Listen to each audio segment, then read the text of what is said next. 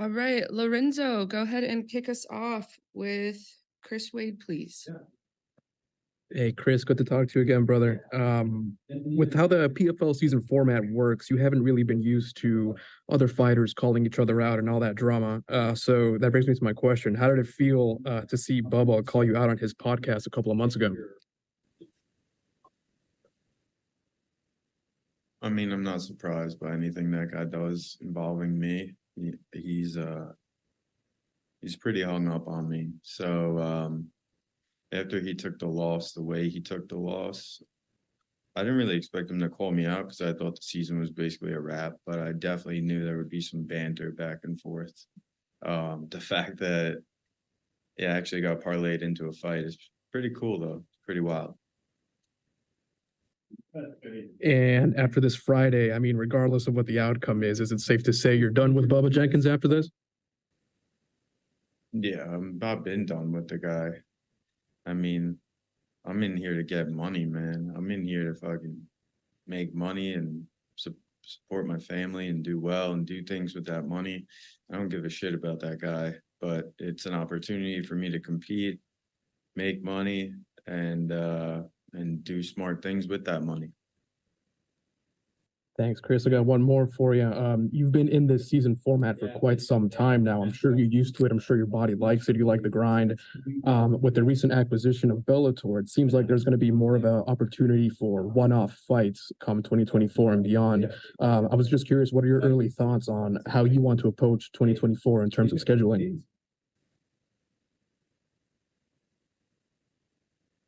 Yeah, I mean, I'm sorry for the delay. It's something that honestly I'm just still thinking about. I'm focused on this week. I'm focused on, weigh-ins and on Friday. And then that's something that, I've been talking to my family all year about it, and they don't want me to make this weight anymore. And, I love my family and I respect them, and it's something that I'm seriously, considering is just being the last time that I'm here at this weight. That's understandable. Thanks, Chris. Appreciate it. Can't wait to see you guys fight on Friday. Thank you. Chris, do me a favor, scoot up just a little bit. Sure. Thank you. Sorry. No problem. Jake. Is that better? Yeah, that's perfect. Thank Okay. you. Hey, Chris. Happy fight week. How you doing, man? Hey, what's up? Doing good. Last day before weigh-in, so as good as you can do.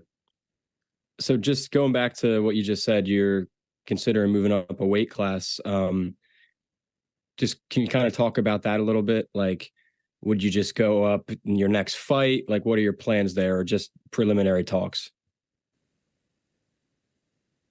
I haven't really had any preliminary talks. It's just that I don't have the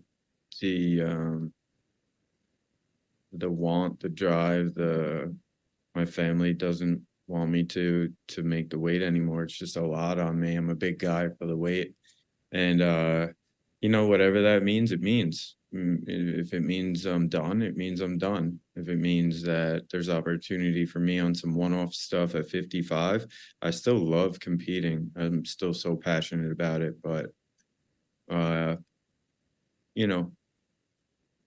I think you watched your last run of me at featherweight in the PFL season format. And do you have interest in doing lightweight season format, or that would be more of one-off, it seems, or again, too early, you don't really know?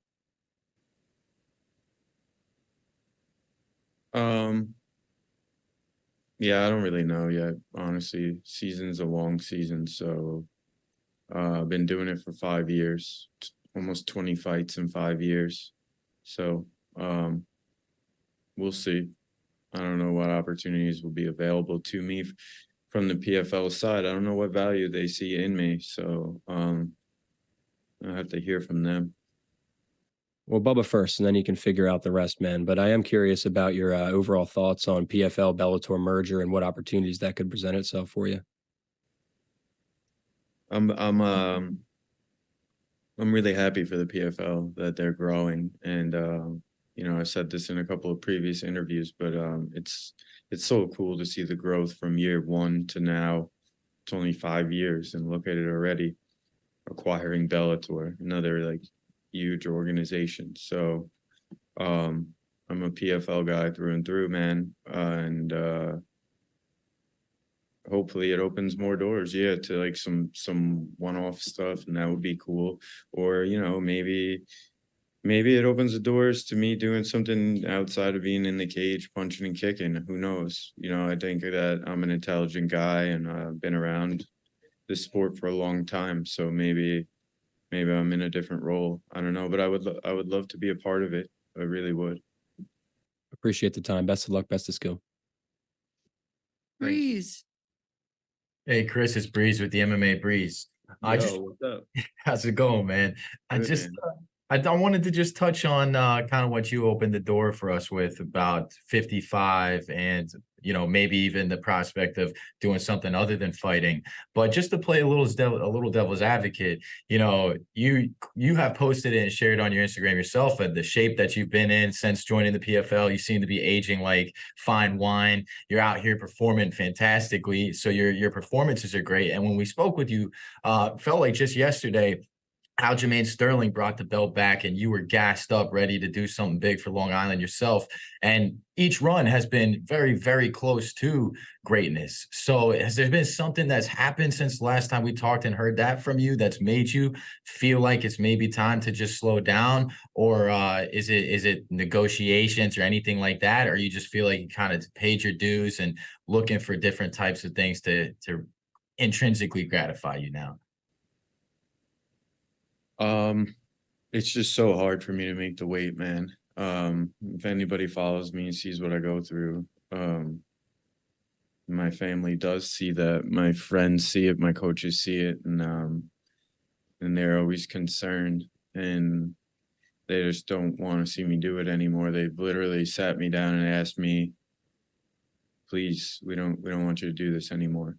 And I'm a family guy, man. It's not that, and I feel it too. Trust me, I'm sitting here right now, like just telling myself, like, this is the last day you're ever gonna have to sit here and feel like this. Because no, I'm gonna look you guys in the camera right now, and I hope this changes something. No fucking athlete that competes at this high of a level should be this depleted and having to go fight and try to kill the other guy the next day. That is the opposite of what you do in sports. So I know it's our choice, but we're kind of forced into that, and something needs to change. They got to figure something out, but it's not healthy. It's not healthy to pull all that water out of your body and then try to force it all back in, and then think you're going to have the best performance of your life all the time, right? If I told you that Patrick Mahomes has to cut 30 pounds before his game against the Eagles, and then he's got to take the hits, and he's got to perform, and he's got to hopefully throw 3 touchdown passes, you would say to yourself, there's no way that guy's going to wind up in the hospital. So that's how I feel about weight cutting now at this point. I'm 36, man. I've been doing this since I was a kid. I love to compete. I know I'm right there. I just thought I beat the guy who's fighting for the belt, but it's like, you know, how many times can you make this weight? What do you think the solution is for that? Like maybe more wrestling style with same day weigh-ins, or is there a solution? Same day weigh-ins, real legit hydration tests, like what one tried to do. Something, man. But this ain't it. This ain't it. This ain't it. And last thing from me, Chris, I appreciate you, is with this being such a grudge match and a trilogy, do you feel any extra pressure to go out there and get a finish or do something differently this time? Nah, man. I feel like I got nothing to lose against this guy. But look at what I'm telling you guys. He thinks I have like some sort of pressure on me that just doesn't exist. He's the one who has pressure on him. He's the one looking to come back to that season format division in the same weight next year. And he's the one they're probably looking at being like, you know, this guy's pretty boring for the most part, and he hasn't been winning. So pressure's on him. I'm going out there. I know I've been fighting well. I know there's a chip on my shoulder. I'm coming in there to test that fucking chin. I know that chin's weak. I know it's rattled, and mine ain't. Mine's fine. So let the landlord come fucking get his money. That's what I have to say. Come get your fucking money because I'm squatting, brother. I'm squatting and I ain't giving you shit. Thank you, Chris. Best of luck. Thanks. Mills.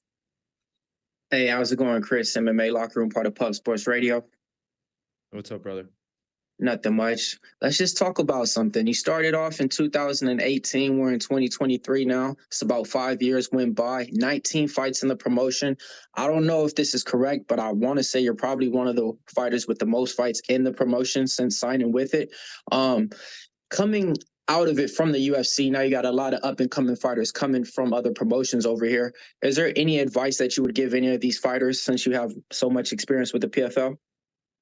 The new guys here, you're saying, or just new guys in general? What do you Yeah, just the new guys that's going to be coming over. from like Bellator and stuff? Correct. Get ready, man, because listen, I wrestled and I thought, oh, this is gonna line up perfect because I wrestled, I was making weight all the time, I was competing all the time. But really get ready because when you squeeze 4 fights in from April to like November, I mean, the pressure is on to stay healthy, to keep your weight right all the time, to be ready to compete every 8 weeks. And in your mind, it's like, yeah, that's easy to do, but in practice, it is much more difficult to do. You have to become disciplined and you got to start doing it yesterday. I would say, like, really commit to that best idea you have in your mind of how you would want to treat the day-to-day as the athlete you want to become, and execute it, man. Just keep executing it. And that consistency, that's going to give you the results in this type of a format, is to just